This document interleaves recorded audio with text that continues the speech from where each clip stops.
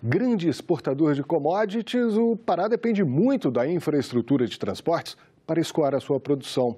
Mas existem diversos problemas na maioria das rodovias federais e na hidrovia Araguaia-Tocantins.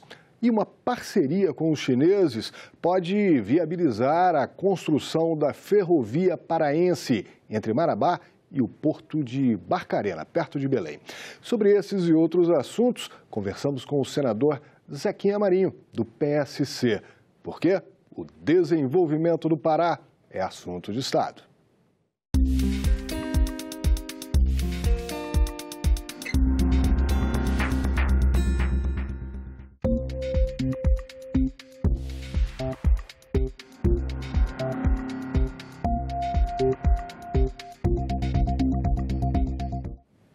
O programa Assunto Estado está começando. Eu agradeço a participação da minha colega jornalista Carla Benevides e dou minhas boas-vindas ao senador Zequinha Marinho. Muito obrigado pela oportunidade. É uma satisfação estar aqui com os senhores nesse momento. É um prazer recebê-lo aqui, senador. Senador, vamos começar a falar de um problema que afeta não só o Pará e que ainda não está totalmente solucionado, que é a questão da Lei Candir. O Pará é um grande exportador de commodities e passa por uma crise financeira com muitos outros estados, porque a questão da Lei Candir não está totalmente resolvida. Como é que pode se dar uma solução para isso, senador? Bom, vamos voltar na história para o telespectador entender um pouco como é o problema exatamente. Lá atrás, no governo Fernando Henrique, no início do primeiro governo, em 1996, mais ou menos, a Lei Candir entrou em campo, entrou em ação, proibindo-se cobrar impostos para tudo que se exportar. E segue uma lógica mundial, né? Não se exporta impostos, se exporta produtos, né? Bom, mas naquele momento também a lei determinava que o Tesouro Nacional deveria compensar aquilo que os estados iriam perder, né, nessa exportação de commodities sem cobrar absolutamente nada. O governo federal deve ao estado do Pará algo em torno de 40 bilhões de reais. 40 bilhões de reais dá praticamente para você fazer, digamos, um outro estado sobre aquele em termos de infraestrutura.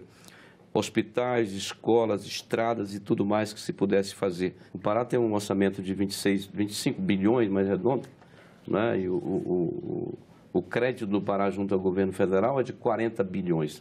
Mas a margem de investimento no orçamento do governo do estado lá é de apenas 1,5 bi. Se você pega, né, 40 bilhões e 1,5, você vai ter aí quase que 30 orçamentos, né, de 1,5 bilhão de investimento. Então, isso é muito significativo para nós. Quer dizer, sobrevivendo e tocando os serviços como tocamos, pagamento de folha de funcionário normal, quer dizer, 40 bilhões só para investimento, para a gente seria colocar o Pará no primeiro mundo, né? Isso é significativo para a gente.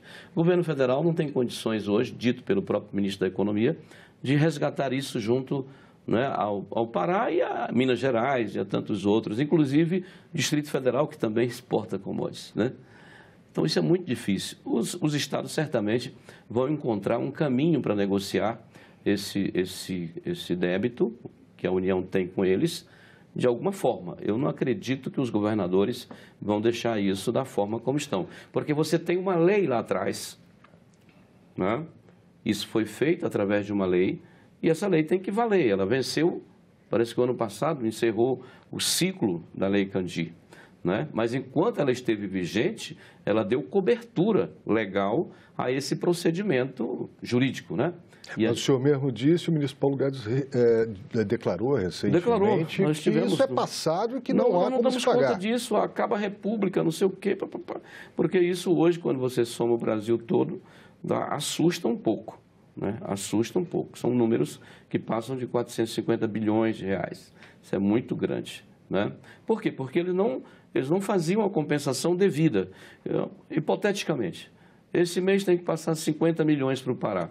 Passa 10, deixa 40, aí depois a gente acerta. Quer dizer, o governo ficou muito à vontade. O Congresso Nacional, que ficou de regulamentar isso, para obrigar o governo a fazer uma lei complementar para regulamentar a lei ordinária, a fim de que funcionasse, quer dizer, quanto é que cada estado tem direito no final do mês E então o governo repassar para Minas, para o Pará, para todos os outros estados que exportam, né, a sua obrigação.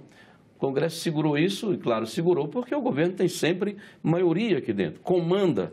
Né, o governo que não comanda a sua bancada no Congresso passa por dificuldade. Uma forma de compensar isso foi a aprovação da lei com os recursos do pré-sal, teve inclusive o leilão. O Estado ficou satisfeito para o Pará? A partilha como ficou para o Pará foi boa para o Estado? São valores muito pequenos em relação àquilo que o Pará tem. Na verdade, ali foi um gesto do presidente Bolsonaro, não é dizer, olha, eu tenho um certo recurso, está todo mundo passando dificuldade, eu não vou ficar aqui sozinho, feliz, administrando o meu pedaço com tranquilidade. Eu sou Brasil, né? E eu louvo, né, a atitude do presidente, foi muito boa, e dividiu com estados e municípios uma cota que 33% foi dividido ali, né, um pouco mais para o estado do Rio de Janeiro, onde se concentra a maior bacia, e assim sucessivamente. Mas o que ficou para trás, ficou. Há de se encontrar uma saída para, ao longo do tempo, e se recebendo isso, eu defendo, a sociedade paraense e todas as outras, né, todos os estados, merecem isso. Né? Nós vivemos com muita dificuldade no Pará. Você falou de infraestrutura, você falou... Claro que isso tudo prepara um cenário para o desenvolvimento, mas o resultado efetivo disso está na condição e na qualidade de vida dos nossos conterrâneos paraenses. Nós somos a terceira pior renda per capita do Brasil, nós temos os piores IDHs praticamente competindo até com o Nordeste em algumas regiões do estado, né, como o Marajó. Então, toda essa perca se reflete direto na vida das pessoas. Isso é muito ruim, né? Mas daqui para frente a gente enxerga um horizonte diferente. Nós temos que aprovar, né? O Congresso Nacional precisa reagir. Nós temos uma PEC, eu fui relator dessa PEC aqui, que é de autoria do senador Jader Barbalho, onde ele garante, digamos assim, a isenção tributária para qualquer produto semi-elaborado, né? O primário, para exportar. Mas em cima do quesito minério, aí sim, o governo precisa construir uma política tributária que possa dar, até porque é um recurso não renovável, não é? É um volume estrondoso, não é? Muito significativo, não é verdade? E eu espero que os estados exportadores de minérios possam se entender e aí aquilo que vier, por mais baixa que seja a taxa, vai ajudar muito esses estados. Interessa diretamente ao Pará, que tem uma das maiores jazidas de minério do mundo. O senhor estava dizendo, o Pará é um grande exportador de commodities, né? Não só minério, mas também produtos agrícolas. A infraestrutura é uma questão fundamental. E tem uma questão que há anos não se resolve, que é a questão do Pedral do Lourenço, lá da hidrovia Araguaia-Tocantins. Quer dizer, é uma estrutura rochosa que impede a passagem de grandes balsas de transporte, principalmente na época da seca. Há anos se fala em implodir esse pedral e não se resolve. Por quê, senador? Toda obra, e especialmente uma obra como a derrocagem do Pedral do Lourenço, ela depende da licença do IBAMA. Né? Aí você está no Rio Federal, né? E na verdade não seria, digamos, a hidrovia Araguaia-Tocantins, Araguaia-Tocantins seria um outro trecho. Lá é só do Tocantins mesmo, é Marabá para baixo, né? Só do Tocantins. O IBAMA praticamente daria conta disso até mês passado, por exemplo, mas aí parece que toparam lá um tipo de rocha diferente e que qualquer coisinha para ambientalista isso é alguma coisa muito grande. O Rodoanel em São Paulo encontraram um tipo de sapinho lá, diferente dos outros. Bom, a obra ficou parada durante muito tempo, porque... Então, essa questão ambiental no Brasil até dá baixa graça, né? Quer dizer, tem uma rocha diferente. Sim, rocha é rocha. Você vai encontrar rocha, dependendo da época que isso aconteceu, mais amarela, mais roxa, mais escura, mais isso, mais aquilo. Eu não vejo por que o IBAMA se embaraçar tanto para conceder uma licença que, do meu ponto de vista, é muito tranquila. Né? É você poder detonar algumas rochas, enlarguecer aí a 80, 100 metros, mais ou menos, que é o canal, e permitir que a barcaça vá e volte né, com tranquilidade. Senador, e qual a importância dessa hidrovia para escoar a produção? Logística é um item fundamental em desenvolvimento, né? Quando você pensa em colocar um empreendimento, algumas coisas têm que estar na pauta, né? A estrada, né? A hidrovia, a ferrovia, então tem que ter condições de escoar a produção, né? Outro item seria energia elétrica, né? Então, vai montar uma grande indústria. Como é que eu vou produzir nesse meio de mundo sem energia, né? O outro item é a comunicação. Como é que eu vou, né, fazer isso acontecer? Então, esse tripé do desenvolvimento, ele é fundamental. E aí, nos casos especificamente, é a questão da hidrovia, que é o transporte mais barato que tem. Nós vamos ter, se Deus quiser, a gente vai superar isso. Precisa acontecer, né? A licitação para essa empresa já foi quase 3 anos atrás, né? Aconteceu, ganhou licitação, está lá batalhando. Eu acho que o governo federal cometeu um erro nesse sentido. Os governos estaduais estão mais espertos um pouco nesse sentido. Por exemplo, vai licitar, fazer um edital de uma ferrovia, já dá aquilo pronto, já dá aquilo licenciado, aquela faixa de servidão também já desapropriada, tudo pronto para a empresa. Ganhou hoje, amanhã se habilitou no processo, começa a obra na semana que vem.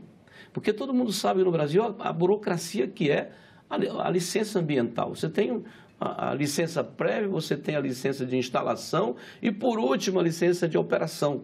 São 3 licenças numa só, que é um dilema, né? É uma burocracia infernal.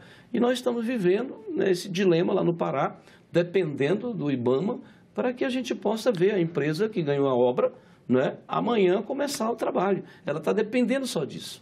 O Rio é federal, o interesse é estadual, mas no final quem se dá mal é o cidadão. E isso acontece também em um outro ponto de logística que é fundamental para o estado do Pará, que são as rodovias federais, que a gente sabe que não estão em boa situação. A produção aqui do Assunto Estado preparou um material, vou pedir para exibir, mostrando a situação das estradas. A gente tem aí a BR-163, que liga Cuiabá a Santarém, não é? Uhum. Como é que está a situação dessa estrada? Olha, nós temos um pedacinho dela, no trecho que liga Rurópolis a Santarém, em conclusão, mas o resto está pronto. Semana atrasada, o ministro anunciou o final da obra, né? E essa rodovia, ela vai ser licitada agora no início do ano, né? Alguma empresa vai ganhá-la e vai ser um período curto, porque paralelo a 163 deve vir a Ferrogrão, né? Que é fundamental. A Ferrogrão precisa acontecer. Está tudo arrumadinho, burocraticamente encaminhado, né? O ministro Tarcísio tem sido muito competente na condução disso, e a 163 vai ser concedida aí pelos 10, 12 anos para um grupo, né, que ganhar a licitação para preservar, né? Preservar, melhorar em algum ponto que de repente não está bem, está explorar, manter. Enfim, vai deixá-la bonitinha, sinalizada e vai cobrar o pedágio. Todo mundo prefere pagar o pedágio do que quebrar o carro. Muito, né? Melhor do que... Não, é mais barato, porque a peça é muito cara, o serviço, o tempo que você gasta. Não é verdade? E era uma estrada que era conhecida pelos atoleiros, né? O governo militar abriu as duas, né? A 163 e a 230, que é a Transamazônica. Sim, e aliás, vamos falar da 230, olha, vamos mostrar aí a 230, que é a Transamazônica. Então, como é que está ela aí, senador? Ela está toda licitada, né? Todos os lotes. O governo federal concluiu agora o trecho para chegar ali perto de Marabá, chegando na divisa do Pará com Tocantins, na Ponte do Araguaia. Ainda faltavam 12, 13 quilômetros. Felizmente está concluído, o ministro vai lá inaugurar no começo do ano, talvez até o finalzinho desse também, né? Então está pronto ali. Os outros pedaços, outros lotes para frente até Itaituba estão licitados, inclusive a ponte sobre o rio Xingu, lá na frente, ali perto de Belo Monte, lá em Belo Monte, né? Todo Sim, mundo conhece. Ali o rio é muito estreito em função das serras, da profundidade do calado, né? Mas falta a ponte, já está licitada também. Nós estamos nos virando aqui por dinheiro para não deixar essas obras pararem, porque está tudo pronto, né? Falta cash, falta dinheiro, falta orçamento e por tabela financeira. Vamos continuar falando de mais estrada, mas vamos falar rapidinho, porque o programa tem que seguir. Vamos lá para a próxima estrada, a BR-155, melhor, a BR-158, entre Redenção e Santana do Araguaia. Como é que está? Rapidinho, senador. Está muito ruim. Nós temos muita dificuldade. Isso é um trecho que vai da divisa com Mato Grosso até Redenção, correto? Temos 6 pontes ainda inacabadas. O Ministério já autorizou a construção de 2. Durante o ano, o restante vai acontecer. O leito está muito ruim. Alocamos algum recurso agora para aquela questão, a gente chama de restauração, quando a estrada está acabada e você refaz. Mas uma coisa que eu sempre pedi ao ministro Tarcísio, e felizmente ele nos ouviu, é com relação, essa é a estrada que dá viabilidade econômica para ser explorada pelo setor privado. O trânsito hoje é muito importante. A 158, que lá na frente é seguida pela 155, que vai até Marabá, que é o ponto de convergência que a gente tem na região. Onde vai ser o porto, onde vai começar a hidrovia, enfim, Marabá é um ponto estratégico. E nós vamos ver isso acontecendo a partir de março. Ele me garantiu que o edital vai estar na rua, para quem quiser buscar essa concessão, e aí vai fazer dela uma estrada boa, se Deus quiser, e aí nós não temos, digamos assim, nos próximos anos uma futura, digamos assim, ferrovia, tem um trecho para fazer aí, mas precisa viabilizar cargas, e isso demora um pouco. Então, dá tranquilo para uma empresa pegar, explorar, trabalhar e fazer essa coisa decente. Viabilizar a questão da logística no modal rodoviário. Eu sei que tem outras estradas com problemas no Pará, mas vamos seguir porque eu quero falar de um outro meio de transporte que é fundamental, que é a questão da ferrovia. Vamos falar da ferrovia do Pará. Já tem um acordo assinado com uma companhia chinesa, a expectativa é de que em 2021 já se iniciem as obras. Qual o significado disso para o Estado, senador? Um avanço, um passo fundamental para nós, ferrovia, todo mundo sabe que é fundamental, e para nós, então, nós temos minério, e não é só a Vale que explora minério hoje no Pará, nós temos N empresas viajando, temos um trabalho voltado para a questão da legalização do trabalho do minério, porque até então a nossa legislação estava muito defasada, apenas cobrindo os grandes empreendimentos, ou esses sendo os únicos a darem conta de se habilitar ao processo, Então, a ferrovia saindo de Marabá, eu acredito que ela vai fazer algumas curvas até chegar em Barcarena, na Vila do Conde, onde nós temos lá um complexo portuário, E ela vai buscar carga. E aí uma vantagem que, se ela fizer isso, eu tenho certeza que os chineses não estão aqui para fazer obra social, querem ganhar dinheiro, Não é barato isso aí, vão gastar no mínimo 7 bilhões, 7, 8 bilhões de reais, um dinheiro significativo. Por exemplo, se ela passar por Rondon do Pará, onde é o projeto inicial, que já foi trabalhado, ela vai ficar a 58 quilômetros da Norte e Sul. Rondon para Açailândia, no Maranhão, que é onde passa a Norte e Sul, e de lá vira para o Nordeste, são 58 quilômetros. Quer dizer, dali eu ligaria... A interligação e compartilhamento... Fazia esse ramalzinho, encostaria na ferrovia paraense, ligaria o porto de Barcarena na Vila do Conde e o resto do Brasil. Quer dizer, seria uma coisa fantástica para a logística brasileira, para a logística do norte. Para o Pará, então, seria o melhor dos mundos nesse aspecto. Isso é muito importante para a gente. Quanto tempo você acredita que ela possa ficar pronta? Olha, isso leva tempo, não é fácil. Cada quilômetro disso, isso pelo menos vai durar aí 5, 6 anos depois de começar a obra, Não é fácil, não. Ela vai dar 600 e tantos quilômetros, Quase 700 quilômetros. Queria falar um pouquinho sobre a questão da regularização fundiária. O senhor participou recentemente da assinatura da medida provisória que prevê a regularização fundiária e disse, inclusive, que ela vai simplificar todo esse processo. Queria que o senhor explicasse para a gente o que é essa regularização fundiária e de que forma ela pode beneficiar o Estado do Pará. Nós, desde o início do mandato, fevereiro, março, já começamos a trabalhar em cima disso, porque a nossa economia lá depende exatamente, começa tudo por aí. Não é só a questão econômica, a segurança jurídica, a questão ambiental também se resolve. Quer dizer, regularização fundiária para a gente é um remédio para um monte de doença ao mesmo tempo, Uma série de coisas se resolve com regularização fundiária, Então, começamos, levei o ministro Naban, secretário de Assuntos Fundiários do MAPA, a região oeste do Pará, Castelo de Sonho, reunimos por lá. Depois Altamira, que é o miolo da Transamazônica, com mais problema do que qualquer região, Fizemos uma audiência pública lá, tinha mais de 3.000 pessoas brigando pela mesma coisa. Você vê a vontade que a nossa população tem de poder ter um documento, de poder estar debaixo da cobertura legal. Isso é muito bom, né? A ilegalidade não interessa para o cidadão, interessa para aquele que gosta de andar na sombra. Nós vimos nisso aí a oportunidade de a gente começar a melhorar de vida, a produzir mais, enfim, e transformar tudo isso em qualidade de vida no futuro. Esse debate, tanto fora quanto dentro, né, levou o governo federal a pensar na forma de como fazer regularização fundiária no Brasil. Isso é um trabalho gigantesco. E aí, o que se precisa? Tecnologia.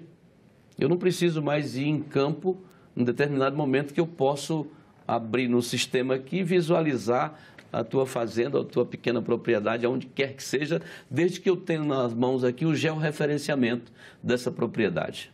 Então, a tecnologia vai simplificar sobremaneira, né, a expedição de documento, a regularização fundiária do Brasil todo, não só da nossa região, não só do nosso estado. Senador, um assunto também importante que a gente queria conversar com o senhor é o presidente da subcomissão de Belo Monte.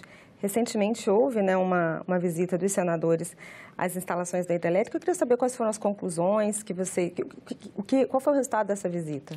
Nós estivemos lá com a comissão de senadores 2 dias antes do presidente Bolsonaro ir lá para bater a chave geral. Nós estivemos na inauguração da 14ª turbina, né, e depois estivemos praticamente 2 dias antes. A comissão tem como missão acompanhar, né, cobrar acertos, enfim, não só da questão da obra, mas também das condicionantes para o licenciamento da obra feito pelo IBAMA.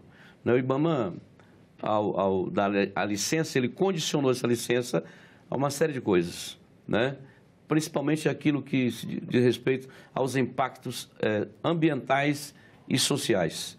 E a gente observa tudo isso no sentido de que o projeto, representado por uma grande empresa, um consórcio de grandes empresas, não digamos assim, não atropele o interesse do pequeno, do cidadão, da pessoa carente, que de repente não tem voz, não tem força para enfrentar uma grande empresa. Então, a comissão olha esses lados todos, né, e, digamos assim, representa o interesse da sociedade no debate com a empresa, né, para deixar isso de forma equilibrada.